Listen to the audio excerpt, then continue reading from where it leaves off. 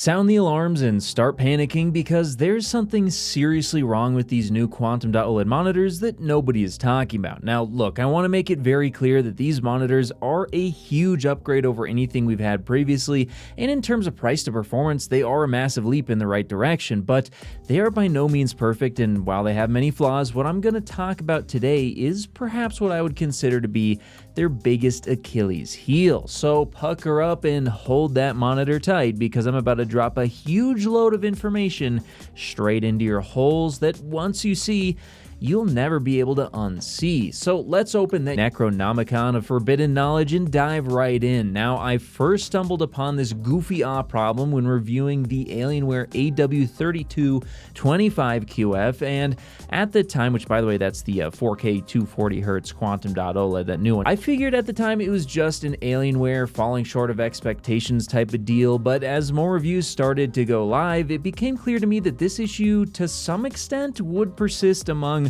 all versions of these Quantum OLED monitors, or at least as of right now, that's kind of my takeaway. And this will lead to some buyers likely being dissatisfied with their HDR performance. What am I talking about?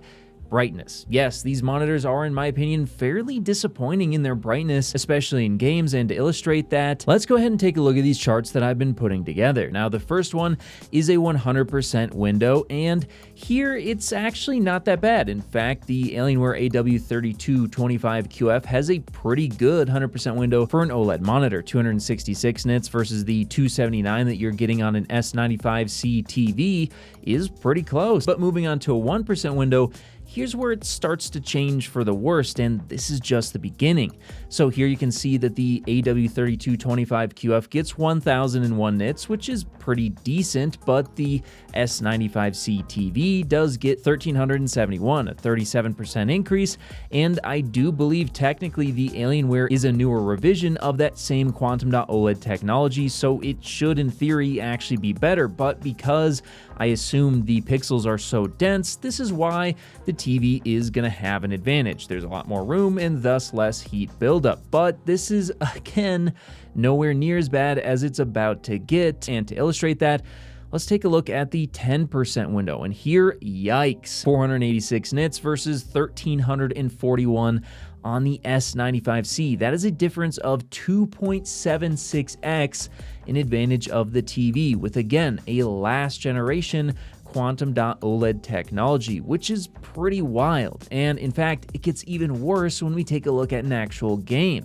Taking a look at Baldur's Gate 3, we can see that in a terrain versus peak highlight scenario, well, the terrain on the AW3225QF gets 225 nits, which is fine, but compared to the S95C's 528, well, that's a difference of 2.35x in advantage of the TV. And worse yet, on the peak highlight, we're talking 401 on the AW versus, well, 1220 on the TV, a difference of 3.04x. And again, I get it that the monitors are going to be a lot less bright because they are far more pixel dense, and it's going to be harder to drive those pixels to the same brightness level on a PC without having to worry about burn-in, especially since there are more static elements. But this difference of 2.35 to 3 times or greater in terms of brightness is absolutely absurd. And the type of difference we're talking about here is, well, my opinion would be on the monitor, while it does look good, and it is certainly far better than many other LCD trash that we've had in the past. I mean, let's be honest, those monitors were not good. It's just nowhere near as good as the TVs, and the brightness does make a huge difference in the HDR impact. It goes from the scene looking decent to, wow, this actually does look like, for example, that I'm on a beach and there is something that's sparkling in the water or on a piece of metal, and you just don't get that same impact on the monitor. And this is something that I definitely want to see change with future revisions of these monitors, and it's something that just feels a bit weird to me. Why limit them this much? It just seems way overkill. And in fact, it's such a massive difference in my opinion that while of course I still do really like these monitors, and I still definitely will be reviewing and recommending them because let's be honest, they are honestly really great, especially considering that you get 240 Hz out of them as well.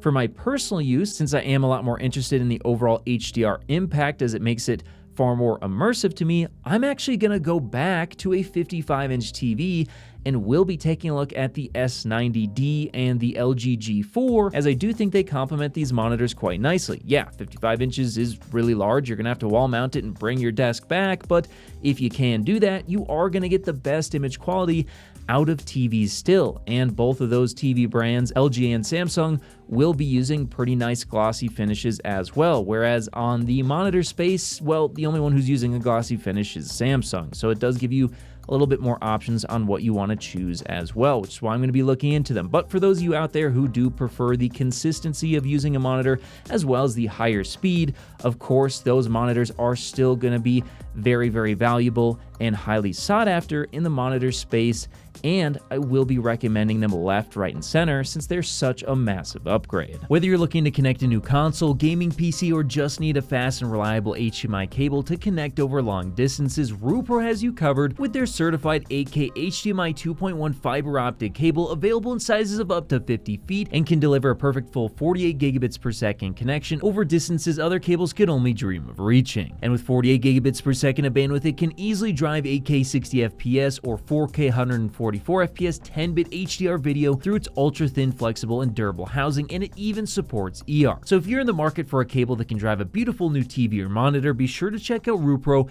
on Amazon today.